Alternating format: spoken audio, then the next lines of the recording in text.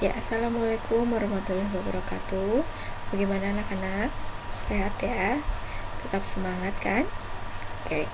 Nah, untuk pembahasan pertama dalam semester 1 ini, materi kita mengenai sitologi.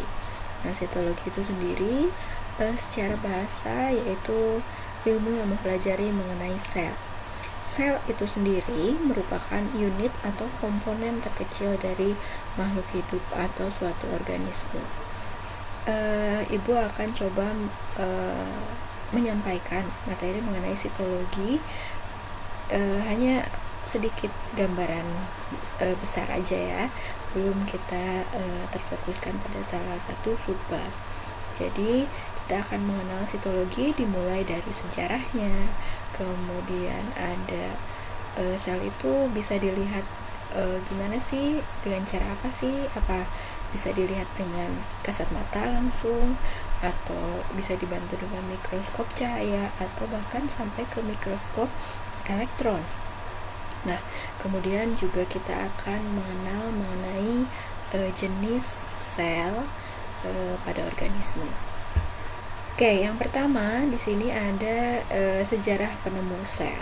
Sebetulnya banyak ilmuwan atau tokoh yang concern terhadap sel ya.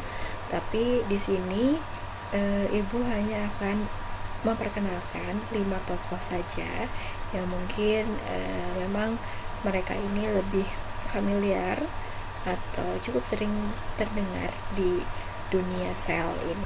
Yang pertama ada Anthony van Leeuwenhoek. Beliau mengemukakan di tahun 1665 ini bahwa sel itu sebagai satuan kehidupan dan tidak bisa terlepas dari makhluk hidup artinya ya. Beliau juga membuat serta menggunakan mikroskop sendiri. Nah, untuk tokoh selanjutnya ada Robert Hooke di tahun 1666. Beliau melihat rongga kosakan jaringan gabus tumbuhan, kemudian dinamakan selula. Jadi secara tidak langsung memang Robert Hooke ini melabeli bahwa sayatan jaringan yang beliau temukan di tumbuhan berupa jaringan gabus ini beliau beri nama sel, sehingga akhirnya terkenallah sampai sekarang ya, bagian-bagian terkecil dari suatu makhluk hidup itu disebut sel atau selula ya. Bahkan sampai kita sekarang kan ya, namanya belum berubah. Nah, di sini ada gambar mikroskop rancangan Hooke yang digunakan untuk mengamati sel tumbuhan. Dan di sini ada satu penampang melintang jaringan tumbuhan gabus yang diamati oleh Robert Hooke. Kenapa disebut jaringan? Karena dia terdiri atas kumpulan sel. Jadi kalau disebut sel, itu kita ambil satu bagian, misalnya ini, nah ini disebut sel. Atau ini kita ambil satu bagian, itu disebut sel. Tapi kalau secara keseluruhan ini disebut jaringan. Oke, yang ketiga ada Sladen dan Swan. Nah, ini dua serangkai sebetulnya ya.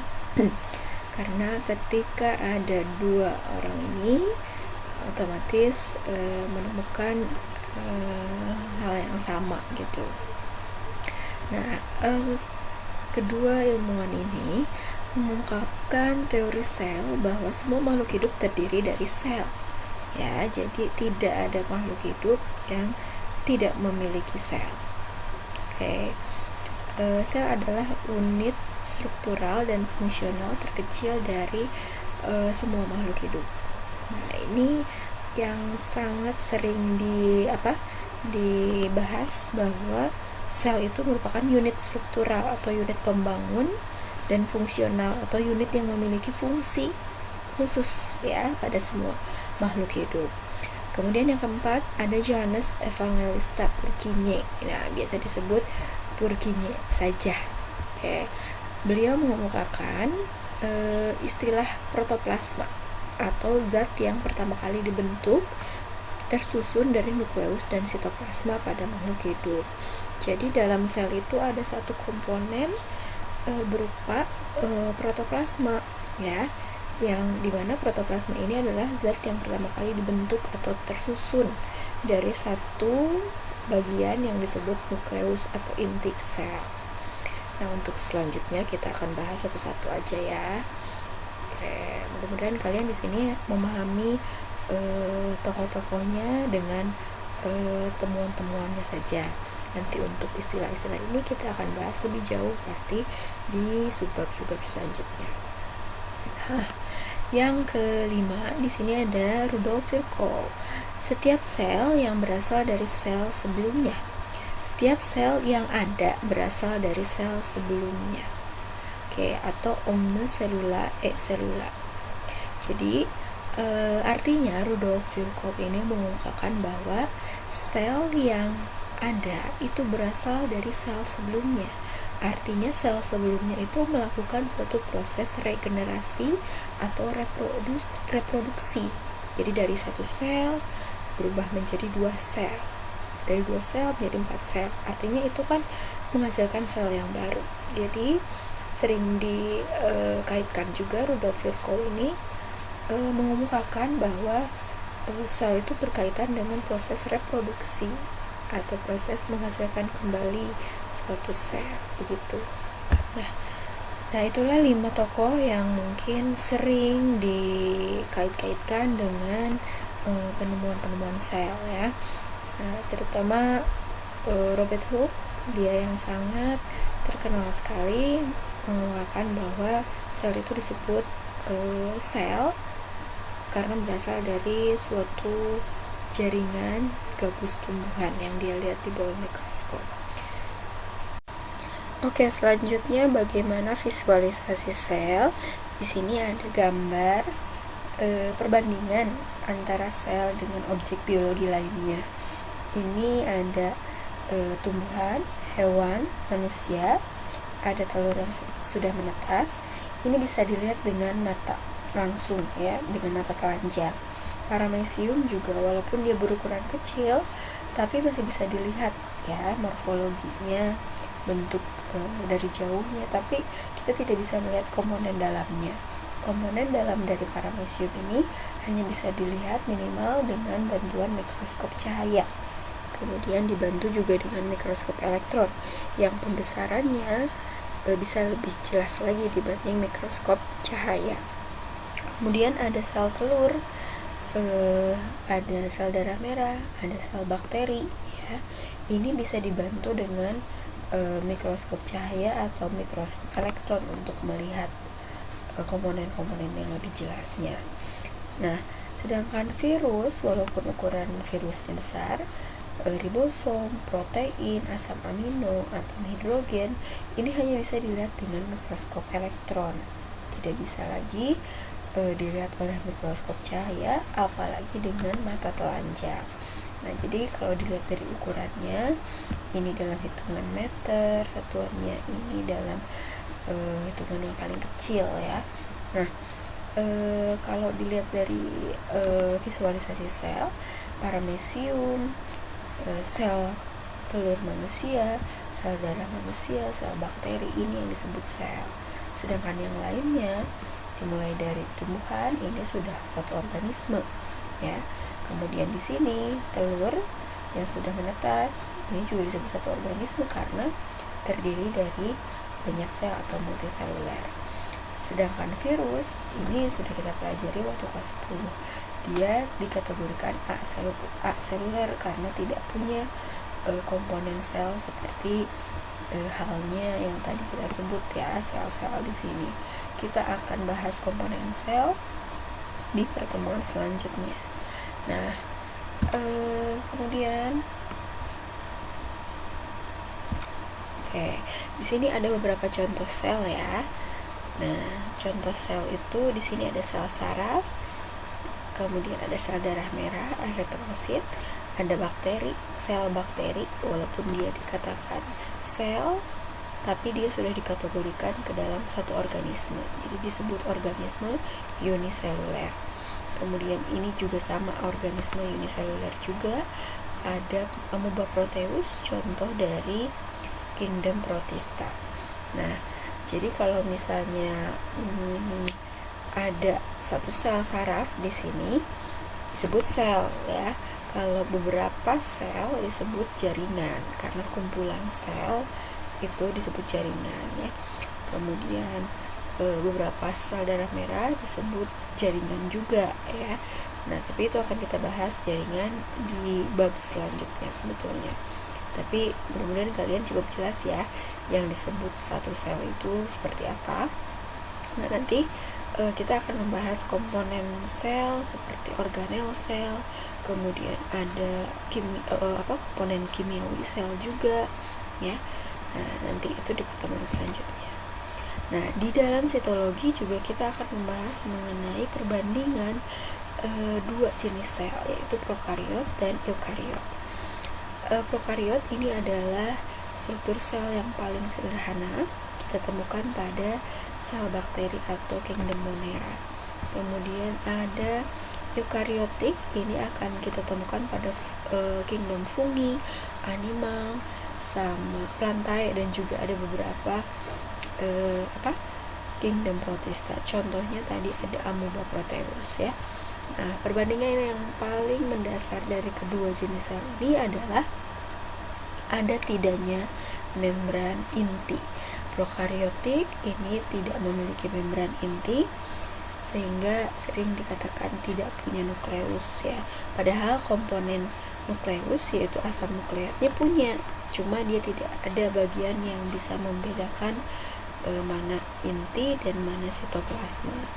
Kemudian eukariotik ini adalah komponen sel yang lebih kompleks, jenis sel yang lebih kompleks dibanding prokariot. Nah, itu perbandingannya akan kita bahas di pertemuan selanjutnya. Tapi sedikit demi sedikit aja ya kita pelajari untuk pertemuan pertama ini. Mudah-mudahan kalian bisa mengikuti dengan baik ya. Apalagi kalau kalian ditambah membaca atau belajar dari sumber lain ya sebagai penunjang. Nah, mudah-mudahan kalian walaupun dalam kondisi PJJ seperti ini, pembelajaran online seperti ini, tidak membatasi belajar kalian dan juga pemahaman kalian ya. Pokoknya ikuti course dengan baik, step by step. Mudah-mudahan kalian bisa paham dengan baik ya. Sampai ketemu di pertemuan selanjutnya. Assalamualaikum warahmatullahi wabarakatuh. Assalamualaikum warahmatullahi wabarakatuh. Apa kabar anak-anak semua? Semoga dalam keadaan yang sehat ya, dan pastinya tetap semangat. Oke. Nah, tiba waktunya hari ini kita akan melakukan pembelajaran biologi secara asinkronus kembali melalui LMS Alpha Centauri ya. Nah, untuk pembelajaran hari ini mungkin akan sedikit mereview pembelajaran yang sudah kita bahas di Zoom meeting sebelumnya, karena kita akan persiapan ulangan minggu depan ya.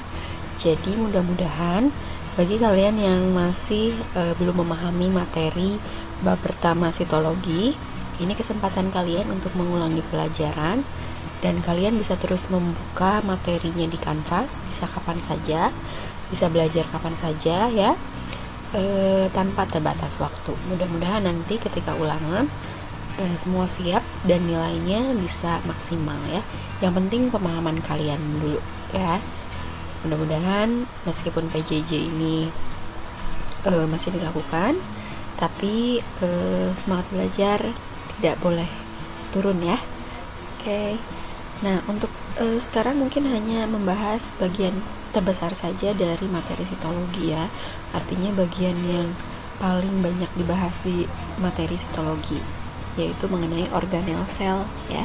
Tapi sebelumnya kita lihat dulu tujuan pembelajaran kita hari ini ya. Oke. Tujuan pembelajaran kita di sini yang pertama, peserta didik mampu mendeskripsikan komponen penyusun sel ya. Sudah kita bahas sebelumnya, komponen penyusun sel itu ada komponen hidup dan ada komponen mati ya. Oke, kemudian yang kedua, peserta didik mampu membandingkan perbedaan antara sel tumbuhan dan sel hewan. Jadi yang akan kita bahas adalah tipe sel eukariotik ya. Kita persempit lagi menjadi perbedaan sel tumbuhan dan juga sel hewan, karena kedua sel ini memiliki perbedaan yang sangat mencolok.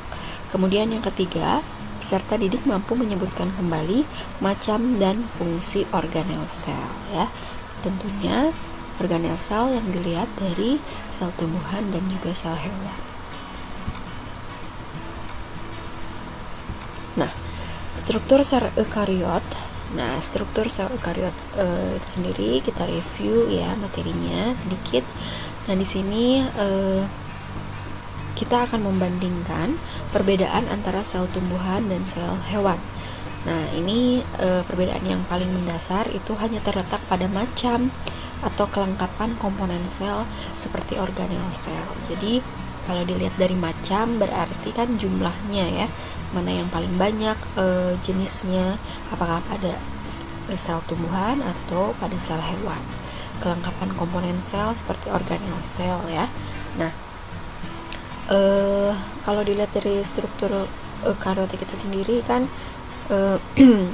ciri yang paling jelasnya itu inti selnya memiliki membran inti ya, memiliki karioteka, pembatas antara bagian dalam inti sel dan juga bagian luar dari inti sel. Nah, itu jangan sampai terlupa ya, atau jangan sampai salah membandingkan lagi antara ciri dari prokariotik dan eukariotik.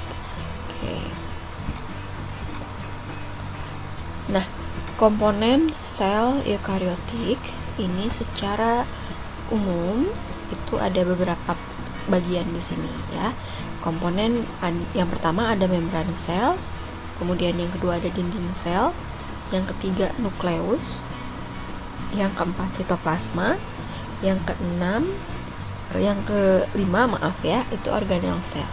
Nah, semua komponen ini akan kita bahas, tapi kita lihat dulu di sini apakah semua komponen ini dimiliki oleh masing-masing jenis sel atau tidak ya.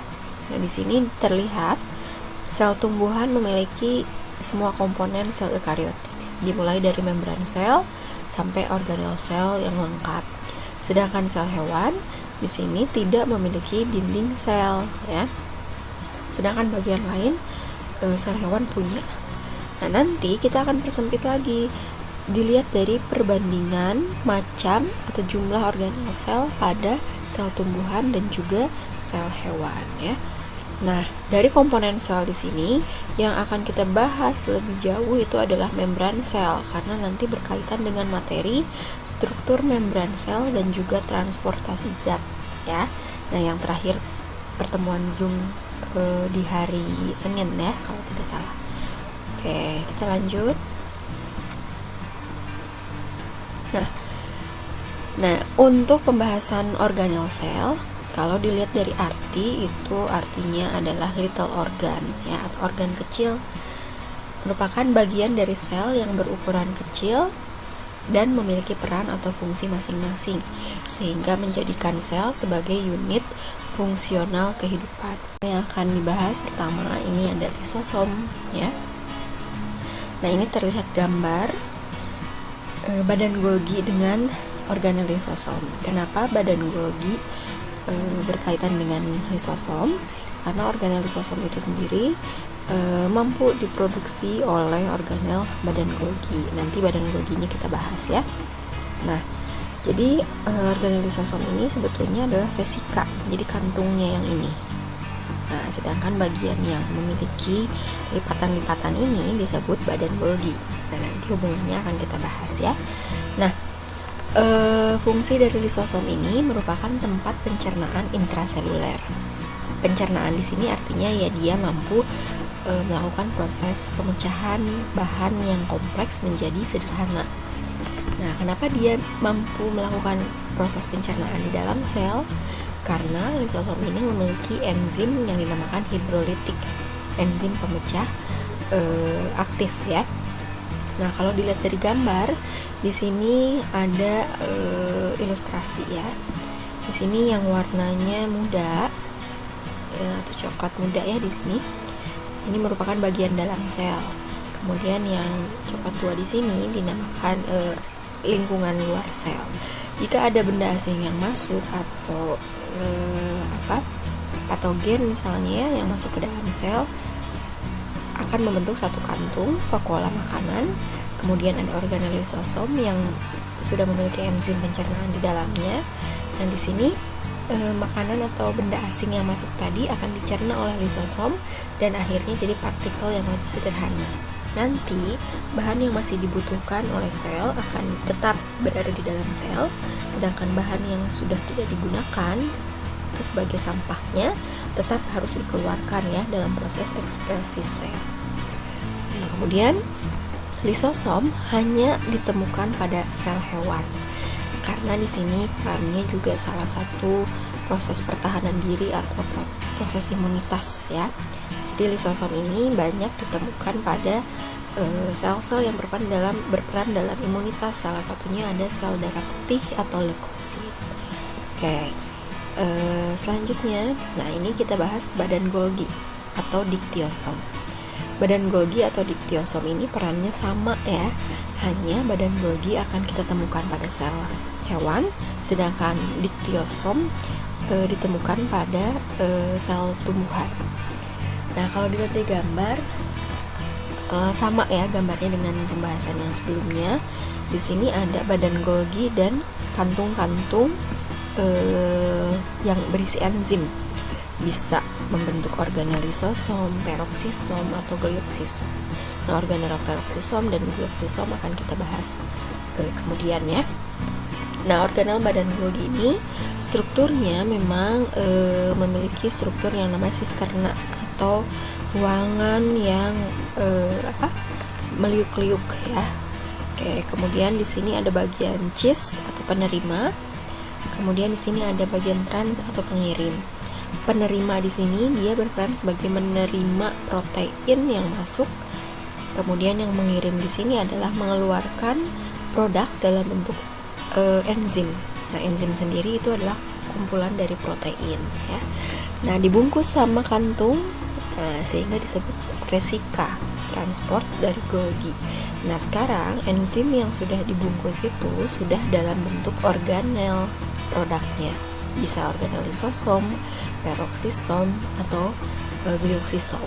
Nah, berarti akhirannya som-som mungkin ya, itu diproduksi oleh badan Golgi. Nah, untuk mengingat saja ya. Oke. Fungsi badan Golgi itu untuk sekresi enzim. Itu kalau pada sel hewan ya. Kalau pada sel tumbuhan sama sekresi enzim juga.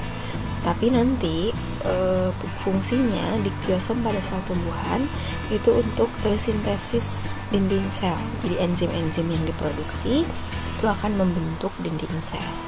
Oke, kemudian salah satu enzim yang dibentuk yaitu hidrolitik. Nah, ada enzim lain, salah satunya ada katalase yang nantinya akan memproduksi organel peroksisom ya. Oke, kemudian secara tidak langsung sebagai sintesis lisosom, salah satunya karena dia menghasilkan enzim hidrolitik tadi.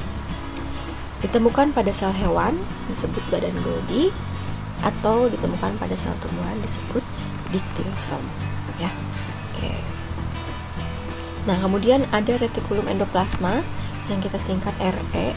Nah, strukturnya itu RE letaknya selalu dekat dengan nukleus ya. Jadi strukturnya itu ada nukleus, pasti ada RE.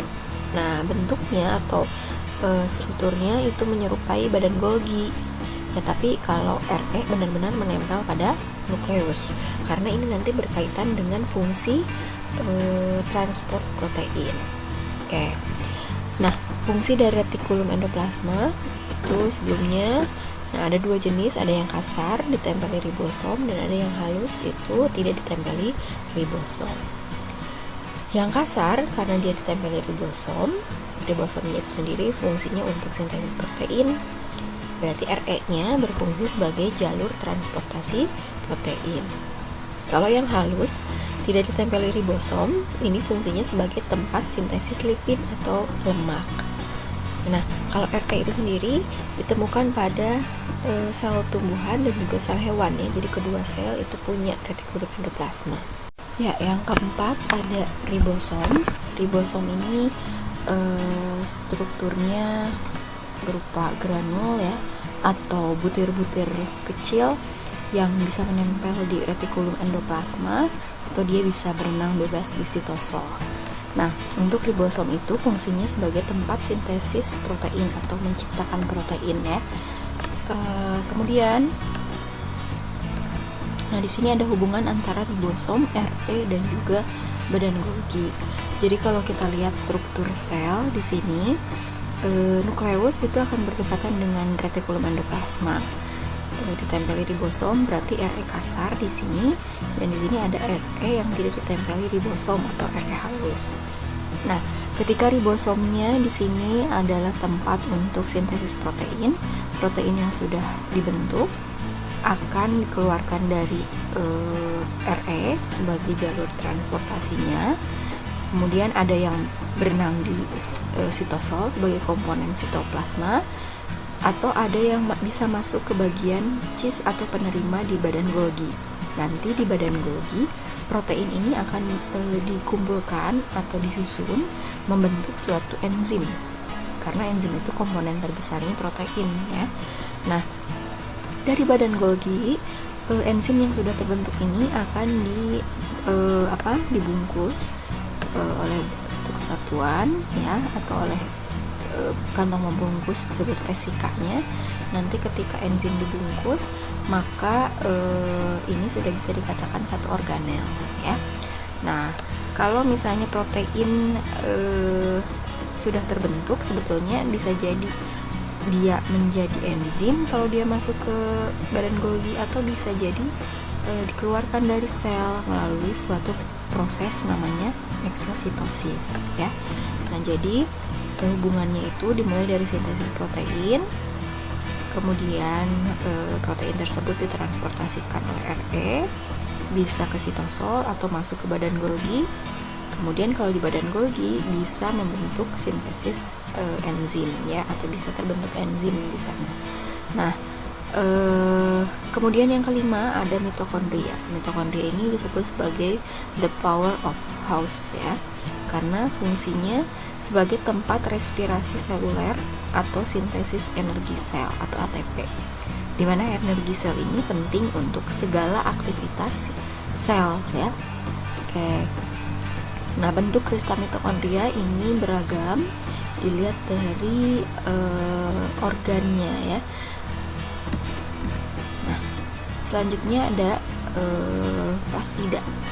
Plastida ini merupakan suatu kantong pembungkus, bisa membungkus pigmen atau bisa membungkus cadangan makanan ya. Nah, di sini ada skema bagaimana plastida itu termodifikasi atau terdiferensiasi ya menjadi beberapa fungsi untuk membungkus suatu bagian. Ada kromoplas. Kromoplas ini menyimpan pigmen lain selain warna hijau, karena warna hijau itu disimpan di dalam kloroplas ya. Warna hijau ini disebut klorofil. Kalau pigmen lain berarti ada merah, ada phycoerythrin ya, ada phycocyanin biru, dan warna-warna lainnya. Leukoplas ini plastida yang tidak memiliki pigmen, tapi fungsinya untuk menyimpan cadangan makanan. Nah, cadangan makanannya itu bisa dalam bentuk amilum ya, polisakarida, karbohidrat berarti jenisnya. Ada elaioplas, lemak. Ada proteinoplas atau menyimpan protein. Nah, plastida hanya ditemukan pada sel tumbuhan. Nah, kalau pada sel hewan, fungsi untuk penyimpan pigmen otomatis tidak ada di sini ya, kloroplas atau kromoplas. Tapi pigmen melanin yang disimpan di lapisan kulit kalau pada sel hewan. Kemudian kalau pada sel hewan juga tempat menyimpan cadangan makanan tidak di plastida, merupakan di bagian jaringan, terutama di jaringan lemak atau adiposa ya. Oke. Di sini ada struktur kloroplas, yaitu fungsinya sebagai tempat fotosintesis. Nah, strukturnya seperti ini. Nanti fungsi lebih jauh mengenai kloroplas akan dibahas di kelas 3 ya. Nah, di sini ada bagian granum-granum, tumpukan-tumpukan tilakoid Jadi satu bagian koin-koinnya ini namanya tilakoid. Kalau tumpukan koinnya namanya granum. Nah, kalau misalnya banyak berarti grana ya. Oke. Bagian cairan dari kloroplas ini disebut stroma ya. Oke, ada bagian luar membran dan ada bagian dalam membran. Jadi termasuk ke dalam membran rangka. Selanjutnya di sini ada vakuola. Vakuola ini adalah organel yang ditemukan pada tumbuhan dan juga hewan, tapi kalau pada sel tumbuhan itu ukurannya lebih besar ya. Nah, untuk vakuola ini dibatasi oleh membran namanya tonoplas.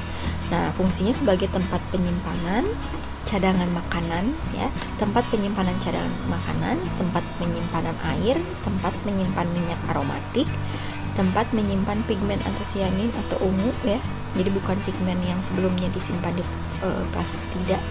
Kemudian ini cirinya tumbuhan ditemukan vakuola ukurannya besar. Ya, selanjutnya ada organel glioxysom. Nah, glioxysom ini adalah organel yang disintesis oleh salah satu organel yang sudah kita bahas di awal ya, yaitu badan Golgi. Karena glioxysom ini juga memiliki komponen enzim. Enzimnya itu berfungsi untuk memecah lemak menjadi glukosa, terutama pada saat perkecambahan. Jadi kalau perkecambahan itu dimulai dari pertumbuhan biji. Biji itu masih dalam bentuk lemak ya, cadangan makanannya. Jadi belum berupa bahan makanan yang siap pakai untuk dihasilkan energi. Nah, sebelum menjadi glukosa, lemak ini dipecah dulu sampai akhirnya glukosa dihasilkan dan biji bisa membentuk akar, batang, dan daun lembaga. Oke, jadi glioxysom ini sebetulnya hanya ditemukan pada sel tumbuhan. Kemudian yang 9 ini ada peroksisom. Peroksisom ini juga adalah organel yang komponennya berupa enzim, berarti diproduksinya oleh badan Golgi. Nah, fungsinya di sini untuk pemecah asam lemak menjadi CO2 dan H2O, di mana asam lemak ini bisa berbahaya ketika menumpuk di dalam sel dan dipecah menjadi bahan yang lebih sederhana menjadi CO2 dan O2. Walaupun CO2 dan O2 ini juga merupakan suatu sisa metabolisme, tapi tidak begitu berbahaya seperti sebelumnya, yaitu bahan peroksida. Nah, peroksisom bisa memecah asam lemak menjadi CO2 dan H2O ini karena punya enzim namanya enzim katalase. Peroksisom hanya akan kita temukan pada sel hewan, jadi sel tumbuhan nggak ada peroksisom. Nah, untuk yang terakhir ada sentriol. Sentriol ini berasal dari organel sentrosom yang sudah membelah. Nah, sentriol ini sudah terbagi menjadi dua di kutub yang berlawanan pada sel ya. Oke, nah kalau dilihat dari gambar, ini ada sel yang mau melakukan proses pembelahan. Sentriol ini ada di dua kutub yang berlawanan. Fungsinya untuk menghasilkan spindle atau benang pembelahan. Si benang ini berfungsi untuk memegang kromosom gitu. Nah, kalau dilihat dari strukturnya, sentriol ini memiliki komponen mikrotubul atau tabung yang berukuran kecil, dan dia itu membangun triplet atau kesatuan ya. Nah, ini ada 3 bagian mikrotubul atau disebut triplet, dan triplet ini jumlahnya ada 9 ya. Jadi ada 1, 2, 3, 4, 5, 6, 7, 8, 9. Oke, itu selalu seperti itu strukturnya. Nah, jadi ini fungsinya untuk mengatur pergerakan kromosom dalam pembelahan sel, karena kromosom itu dipegang oleh spindle ya. Jadi memang lebih tepatnya sentriol ini menghasilkan spindle, di mana spindle ini untuk memegang pergerakan kromosom saat pembelahan sel. Oke, mungkin sentral ini juga di sini ditemukan hanya pada sel hewan ya. Nah, mungkin kita akan bandingkan sekarang organel apa saja yang ditemukan pada sel tumbuhan dan juga sel hewan. Nah, sambil kalian mereview fungsinya masing-masing, kita mulai dari lisosom, hanya ditemukan pada sel hewan. Badan Golgi sel tumbuhan itu disebut dictyosom. Badan Golgi hanya ditemukan pada sel hewan. Retikulum endoplasma, kedua sel punya. Ribosom, kedua sel punya. Mitokondria, kedua sel punya. Plastida hanya ditemukan pada sel tumbuhan. Vakuola, keduanya ada, tapi sel tumbuhan berukuran lebih besar. Glioksisom hanya pada sel tumbuhan. Peroksisom hanya pada sel hewan. Sentriol hanya pada sel hewan. Nah, itu mungkin dilihat dari kelengkapan organel sel tumbuhan dan juga sel hewan. Oke, mungkin sekian dulu pembahasan mengenai organel sel. Silakan kalian ulangi sampai kalian paham dan kalian bisa mengerjakan latihan-latihan soal di tugas selanjutnya. Terima kasih. Wassalamualaikum warahmatullahi wabarakatuh.